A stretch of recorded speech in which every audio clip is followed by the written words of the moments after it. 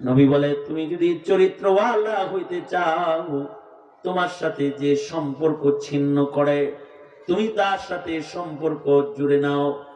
তোমার পরে যে জুলুম করে তুমি তারে মাফ করে দাও।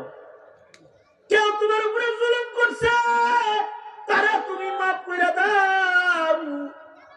নবীর উপরে জুলুম করছে তাইফে, নবী কয় আল্লাহ আমি ওকে মাফ করছি, তুমি মাফ করে দাও।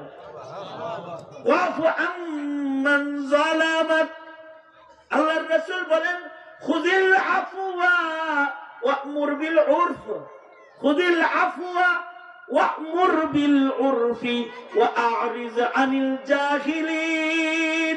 খুযিল আফওয়া ওয়া'মুর বিল উরফি ওয়া'রিজ আনিল জাহিলিন।